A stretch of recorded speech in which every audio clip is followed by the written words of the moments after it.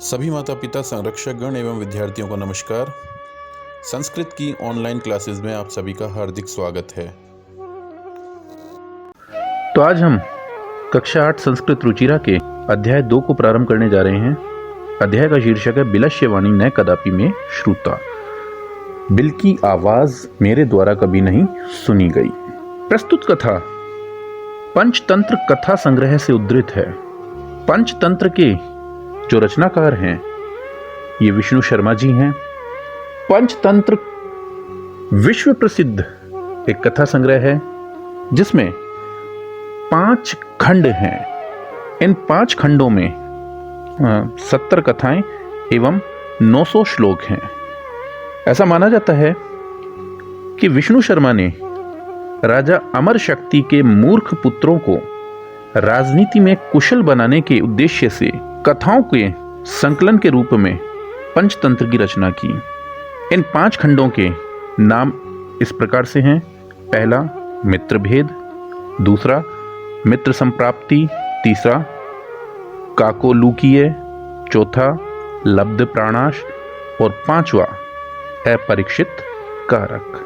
तो पंचतंत्र का जो अनुवाद है वो 4th शताब्दी के आसपास ईरान की पहलवी भाषा में हुआ। प्रथम बार जो इसका अनुवाद हुआ था वो ईरान की पहलवी भाषा में हुआ था।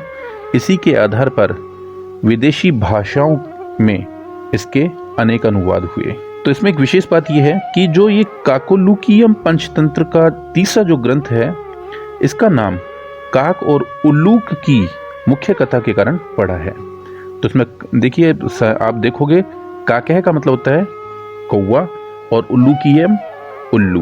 तो कौवों और उल्लू की प्रमुख कथाओं के कारण से काकोलूकीयम कहा गया। तो ये काकोलूकीयम पंचतंत्र का तृतीय तंत्र है। तो अब आ जाते हैं इस कथा की विवेचना पर। एक वन है, इस वन में एक सिंह रहता है। इस सिंह का नाम है खरनखर। ये खरनखर भोजन की खोज में प्रतिदिन घूमता था। तो एक बार ये भोजन की खोज में जब घूम रहा था तो संध्या के वक्त एक विशाल गुफा को देखकर उसने सोचा कि इस गुफा में अवश्य ही कोई प्राणी रात्रि विश्राम के लिए आता होगा, और ऐसा मान करके वो उस गुफा के अंदर छिप करके बैठ जाता है। अब जब रात हो जाती है तो जिसकी वो गुफा थी उसका जो मालिक है वो एक गीदड़ है, और इस गीदड़ का नाम है दधिपुच्छ। जब दधिपुच्छ वहां पर आता है तो बिना सोचे समझे लापरवाह होकर के वो जब अपनी गुफा की तरफ बढ़ता है तो अचानक उसे सिंह के पैरों के निशान गुफा के अंदर जाते हुए दिखाई देते हैं, परंतु वो निशान बाहर की तरफ आते हुए दिखाई नहीं देते।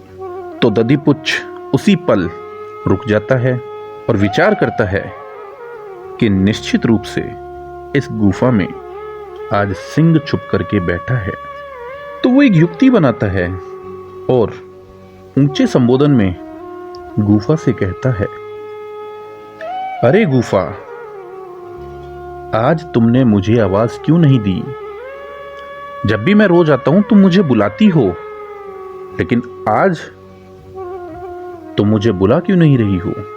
तो यह आवाज अंदर छिपे हुए सिंह तक भी पहुंचती है। अब वो सिंह विचार करता है कि ये गुफा अपने मालिक को प्रतिदिन आवाज दे करके बुलाती होगी, परंतु आज मेरे भय से ये गुफा अपने मालिक को संभवतया नहीं बुला रही। तो ऐसा विचार कर प्रयत्न पूर्वक अपनी आवाज को लगभग बदलते हुए वो सिंह गुफा के स्वर में एक संबोधन करने का प्रयास करता है। जैसे ही सिंह गुफा बनकर के बोलता है, बाहर ठहरे हुए दधिपुच्छ को भली भांति समझ आ जाता है कि यहाँ पे सिंह छिपा हुआ बैठा है। तो वो उसी पल वहां से ये कहता हुआ भाग जाता है कि मैंने आज तक कभी किसी गुफा को बोलते हुए नहीं सुना। तो देखिए, कहानी की सीख यही है कि जब परिस्थितियां विकट हो और हमारे पास सामने उपस्थित दुश्मन के बराबर बल नहीं है, तो हमें बुद्धि का साथ कभी नहीं छोड़ना चाहिए, जैसा कि इस कथा में गीदड़ ने किया। क्योंकि गीदड़ अच्छी तरीके से जानता था कि गुफा कभी भी नहीं बोलती, लेकिन वो इस विश्वास के साथ सिंह को यकीन दिलाने में सफल हो जाता है कि जब भी दधीपुच्छ वहां पे आता है तो गुफा उसको पुकारती है। और जब सिंह को ऐसा विश्वास हो गया तो सिंह ने वैसा ही कार्य करने का प्रयास किया, और इसी प्रयास के चक्कर में सिंह का भेद खुल गया कि वो गुफा के अंदर है। तो उम्मीद है कथा आपको समझ में आई होगी। अब पाठ को देख लेते हैं, इसकी हिंदी करेंगे हम। ध्यानपूर्वक देखिएगा। कस्मिश्चित वने खरन खर है नाम सिंह प्रतिवस्ती सम। किसी वन में खरन खर नाम का एक शेर रहता था। प्रतिवस्ती का मतलब होता है रहता है, लेकिन जैसे ही हम इसके पीछे सम का प्रयोग कर देते हैं तो वर्तमान काल भूतकाल का अर्थ देने लग जाता है। कदाचित इतस्ततः परिभ्रमण शुद्धार्थ न किंचिदपि आहारम प्राप्तवान। कदाचित एक बार, तो एक बार भूख से व्याकुल होकर इधर उधर घूमते हुए उसे कुछ भी भोजन प्राप्त न हुआ। ततः सूर्यास्त समय एकाम महतीम गुहाम दृष्ट्वा स चिंतयत् नूनम एतस्याम गुहायाम रात्रो को अपि जीवः आगच्छति।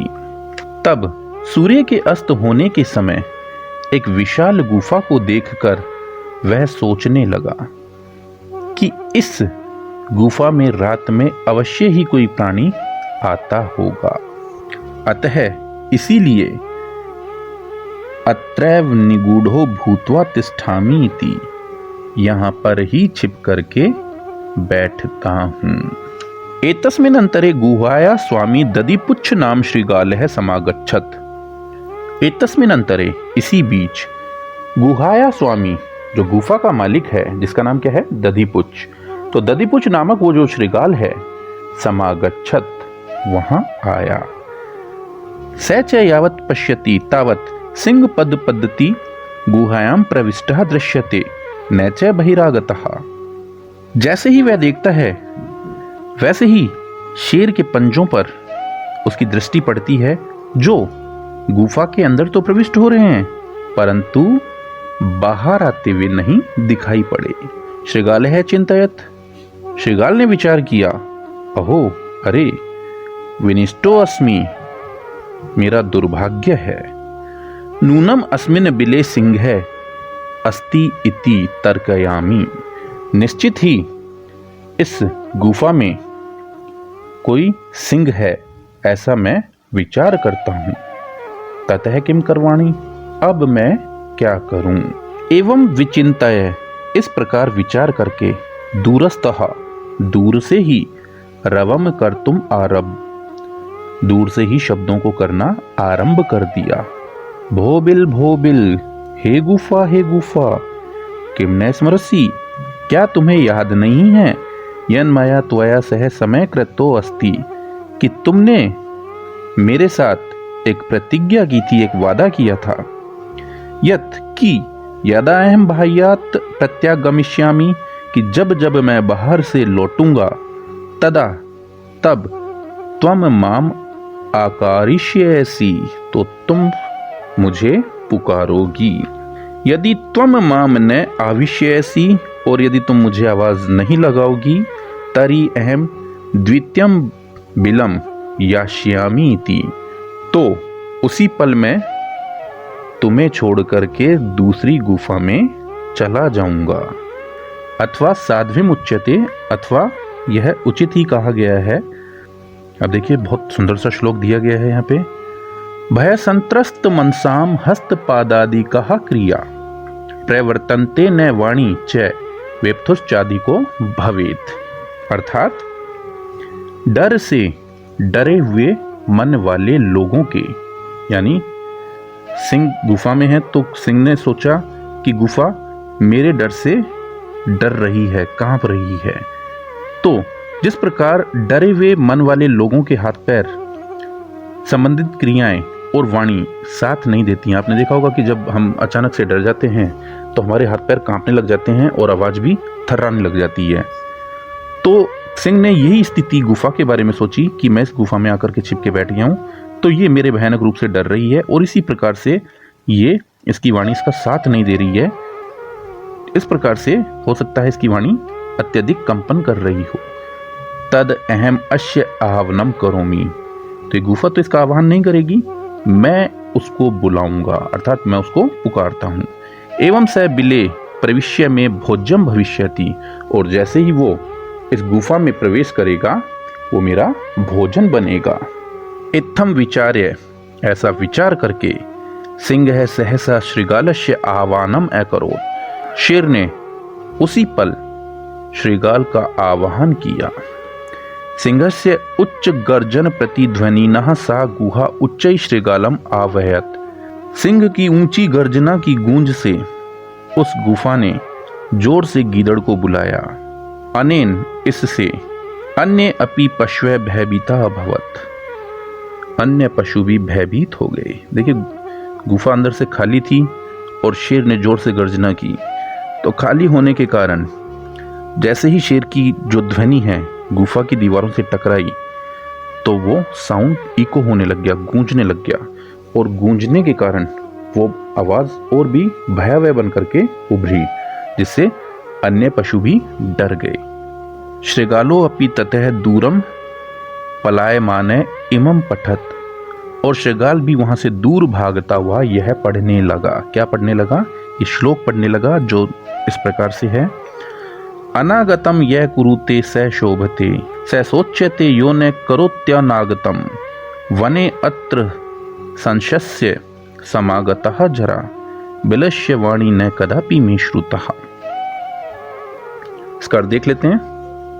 जो न आए हुए का प्रतिकार करता है, अर्थात जो न आए हुए दुख का प्रतिकार करता है, जो दुख हमारे सामने अचानक से ही आ गया है, और प्रतिकार करने का मतलब क्या है? उससे लड़ रहा है। अचानक आए हुए दुख से, कष्ट से जो लड़ रहा है वह शोभा पाता है, अर्थात सुख को प्राप्त करता है। और जो न आए हुए दुख का प्रतिकार नहीं करता, यानी दुख आया नहीं और उससे पहले वो सोचता भी नहीं है, वह चिंतनीय होता है। यहाँ वन में रहते हुए मेरी एक उम्र हो गई है। जरा का मतलब है उम्र, एक लंबा वक्त हो गया है, परंतु इस दौरान मैंने कभी भी बिल की वाणी को नहीं सुना। तो देखिए, अब सोचना ये आपको है कि गीदड़ ने गुफा को आवाज देने के लिए क्यों कहा। तो इसके जवाब आप मेरे कमेंट बॉक्स में जरूर बताइएगा।